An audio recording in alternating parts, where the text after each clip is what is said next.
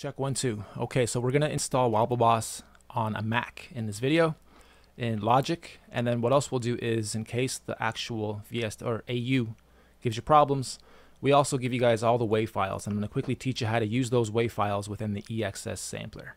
Okay, so here we go. You'll scroll down to the bottom, you'll buy it, you'll come to this page, sort of like your thank you for purchasing and download here page. And you'll grab the Mac AU. Grab this download, not this one. Okay, right underneath this box is the download file that our system spits out at you. But for whatever reason, it redirects to the exact same file as this. But for whatever reason, this one sometimes corrupts the download. So please don't use that one. Only use this one up here. Okay. Once you download that, download all of the WAV files. Everything comes in a zip. So you'll have to unzip it once it's in. Down here, this first bit is a PC bonus, unfortunately, only. Unless you guys know how to use DLLs within a Mac. I've tried unsuccessfully. But they're there if you need them, if you want them, or if you do have a PC as well and want to use them within your PC. And a couple other free bonuses you guys get. So, once you got them all downloaded, you'll see something like this.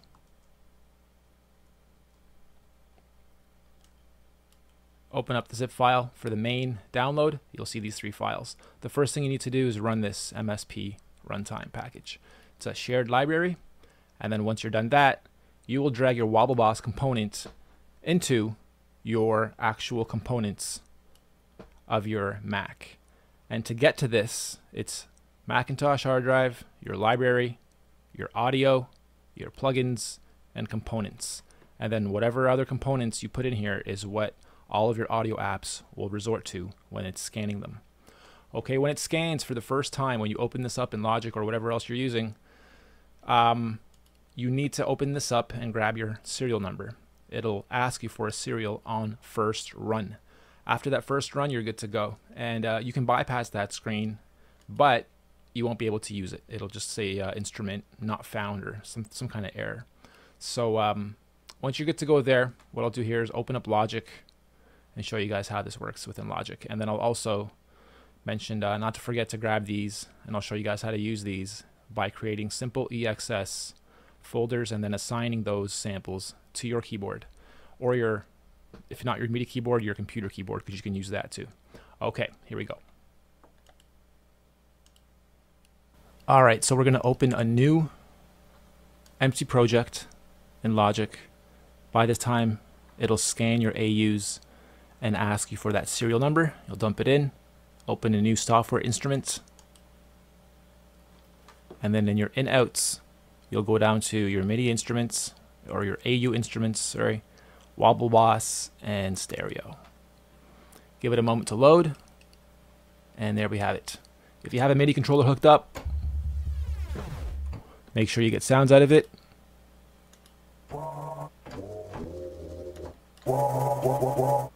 I'll walk through these very, very quickly. These first couple, until you get to the drums, 5 or so, are all sort of additive, left to right sweeps, swooshes, really cool and funky ins and outs, very panned, very echoed, very processed.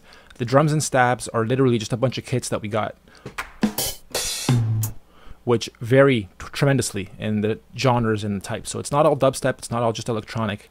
It's just 3 amazing kits of general drums, and they're layered in most cases, and they are really nicely mastered, so you guys can use these as your leads or just use them as little fill-ins, rolls. Get creative with them. There's tons of drums. They're not even on the market yet. They're from masterproducers.com, and they're not even on that site, and that site isn't even selling them yet either, so you guys get sort of first dibs on these.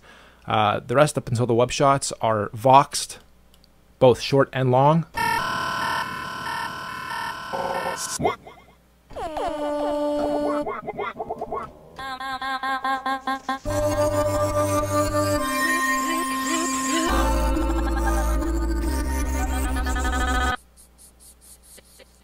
So you press a few of the keys together and you get some seriously crazy effects processed just right.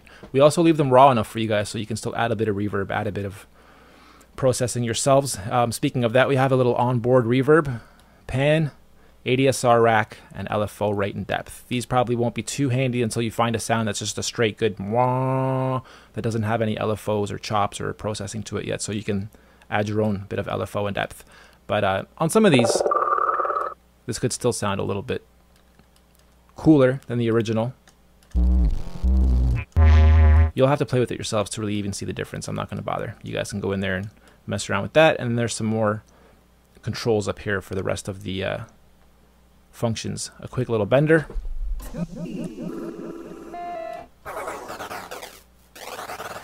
Oh yeah, right. For whatever reason, our bender doesn't work on the Wobbleboss for Macs.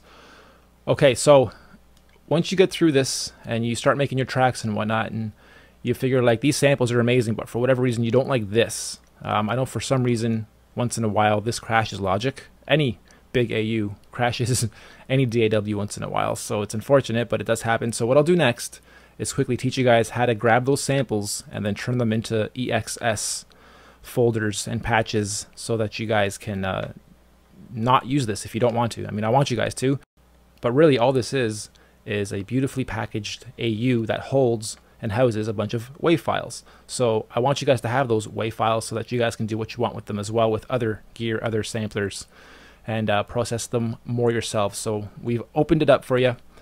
We'll close this up. I'll start a new session in Logic and we will import them through the EXS sampler. Okay, so we're starting another new project, create a software instrument, and this time we'll go to I/O and choose our EXS sampler, stereo. Up here, make sure you're on no instrument. As you can see, I have tons. I love this thing. I'm slowly switching over or transitioning or using both now, PC and Mac. And when I transitioned over and found this thing, very, very impressed. So, no instrument, and then edit. And that'll bring up this screen. This is literally your keys. Okay, what we'll do is, those 5 folders you downloaded, we gotta go find those. Okay, my folder's structure is messy because I'm making the samples on here and I'm finalizing them and making them into the packs. So don't worry about all this. You find your 5 sample packs that you downloaded, you double click on one, you'll have 2 packs in there, and each of these will line up nicely on your keys. So we'll double click on that. You can literally Apple A for everything and drag it all over. Tell it you want to start at, let's say, C-1. You might even have to go to C-2 in a few of these, but we'll go to C-1. So it'll start 1 octave below the normal one that it normally starts at. Okay, and then from here to here, we've just lined up all the samples. One thing we have to do is click anywhere on this screen and Apple A again and unclick the one shot. Okay? Now that all those are blank, you can close, and on the close it'll ask you to save. And you say sure. You should end up with 10 in total once you do this through all the packs. There's 5 packs and then 2 in each.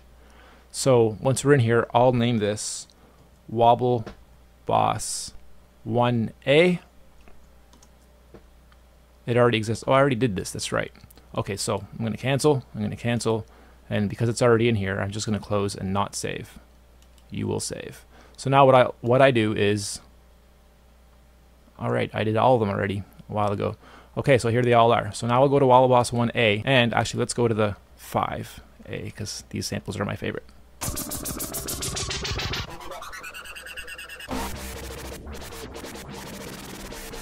Okay, they'll all be lined up just like they are in the Wobbleboss, but now they're on the EXS sampler. One more thing I'll show you how to do here is, let's say you do want to span some of these. No instrument, edit.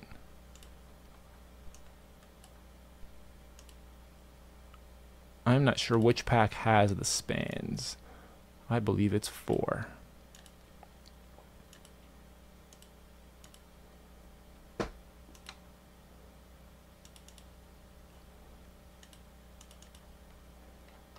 There we go. So let's say we want to take just this one guy. We'll put him in here. He's now spanned across all the keys. Undo that. Or just click on him, delete, grab a couple of them, and then it'll ask you how you want to span them. You can use that interface, or you can use this one here, where you literally move this guy over here, drag right to the next octave, and you can tell this that you want it to go from C2 to C3. Or it'll do it for you automatically. So it's very easy to just take the samples and start assigning them. And once you do it once, you're good to go. It might seem like a bit of a bitch to do this from the get-go, but if I was on a Mac strictly, I'd be using I do actually use the EXS quite a bit. And then you'll have to set the obviously the where it starts at, what note it's supposed to start at. And to do that, you literally just click, hold, and drag. So that if you want this to start at C4, you literally got to drag this up to C4. Probably could double click in there too. Yeah, you can. Okay, so double click or click, hold, and drag.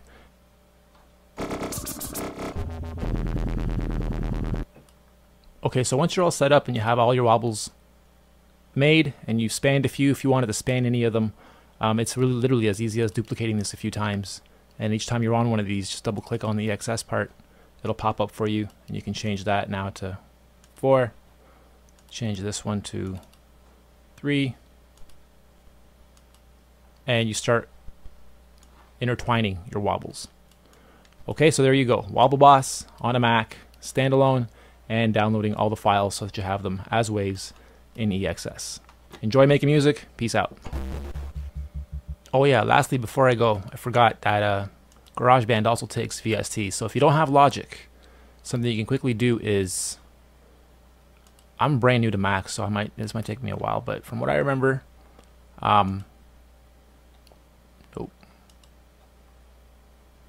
literally click on the piano, and down here you'll have all your VSTs. Cool.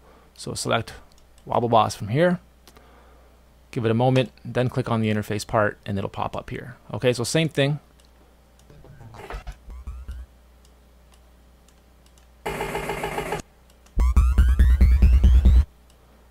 I don't know how to use GarageBand. I've never used GarageBand. I've heard nothing but not good things about GarageBand, but nonetheless, it doesn't look all that bad now that I'm in here. Looks kind of nice. Very basic, but it is what it is. So if this comes with all Macs, which I believe it does, then you can still utilize our VSTs within GarageBand. Okay, so enjoy.